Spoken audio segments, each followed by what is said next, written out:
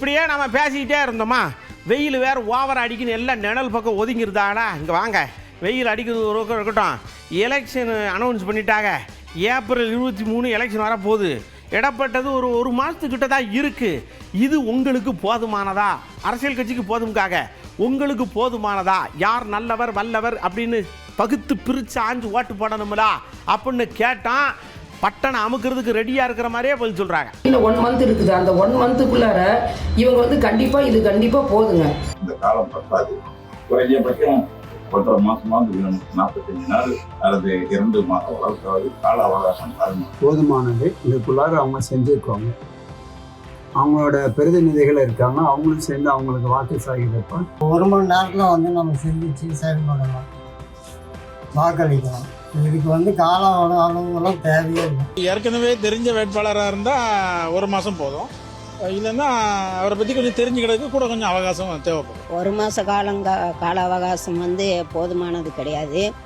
எப்படியும் மினிமம் ஒரு 2 மாதமாவது தேவைப்படும். ஏன்னா கேண்டிடேட்டு வந்து ஏரியாவில் வந்து அவங்களெல்லாம் தெரியாது. ஸோ இந்த கால அவகாசம்ன்றது வந்து வேட்பாளருக்கு போதுமா போதாதான்றதை தாண்டி மக்களுக்கு வேட்பாளரை பற்றின விவரங்கள் தெரியாதது தான் ஒரு கவலைக்குரிய விஷயமா இருக்கும். தொகுதி வரைய பிரிக்கணும், வேட்பாளர் அறிவிக்கணும்னு வேட்பாளர் அறிவிக்கல.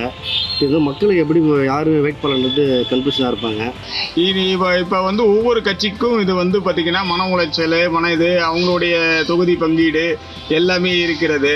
இதனால் வந்து பார்த்திங்கன்னா வேட்பாளர்கள் தான் பாதிக்கப்படுவார்கள் என்பது என்னுடைய கருத்து. இந்த கால அவகாசம் கொடுக்கப்பட்டது என்பது மிக குறைவாகத்தான் நான் பார்க்கிறேன்.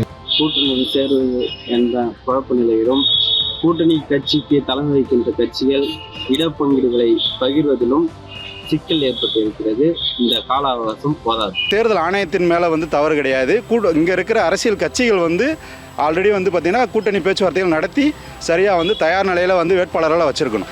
ஸோ கூட்டணி வந்து அந்தந்த கட்சிகள் வந்து கொஞ்சம் கூட்டணி சீக்கிரம் வந்து அவங்க வந்து முடிவு பண்ணணும். பட் இதுக்கும் இந்த டைமுக்கும் என்னை போய் இந்த சம்மந்தமும் கிடையாது. இப்போ குறுகிய காலமாக இருக்குது. எந்த அவங்க ஒரு கோரிக்கைகள் வைப்பாங்க, என்ன பிரச்சனைகளும் கொடுக்குறதுக்கு ரொம்ப கம்மியான காலமாக இருக்குது. சில ஏரியாக்கள் பார்க்க முடியும், சில ஏரியாக்கள் வந்து வேட்பாளர் பார்க்க முடியாமல் போயிடும். இதே இது பாராளுமன்ற எலெக்ஷனை பார்த்தீங்கன்னா அது வந்து ஒரு வேட்பாளர் தான் இருப்பார். அது சட்டமன்றம் நிறையா இருக்கும். அங்கே போய் அவர் வந்து மக்கள்கிட்ட கேட்கறதுக்கு கால அவகாசம் தேவைப்படும். நேரம் அதிகமாக இருந்துச்சு, காலம் அதிகமாக இருந்துச்சுன்னா சண்டை பிரச்சனைகள்லாம் நடக்கும். இப்போ காலம் குறைவாக இருக்கிறதுனால நம்ம அந்த சண்டைகளை கொஞ்சம் தவிர்க்கலாம்ல. இப்போ 38 நாள் கொடுத்துருக்காங்க.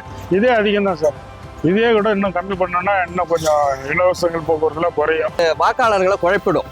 அதனால விரைவாக நடக்கிறது நல்லது. நவீன ஊடக வெளிச்சம் ஒரு புரட்சிகர உச்சநிலையில் இருக்கக்கூடிய காலகட்டத்தில் வேட்பாளர் அறிமுகம் எல்லாம் மிக ஒரு கடினமான விடயம் அல்ல. நம்ம ரொம்ப லாங் கேப் 40 நாள் 50 நாள் கொடுக்குறோம் அப்படிங்கும்போது பணப்பட்டுப்பாடும் இருக்கும். பொதுமக்கள் வந்து ரொம்ப கஷ்டமான விஷயமா போவோம்.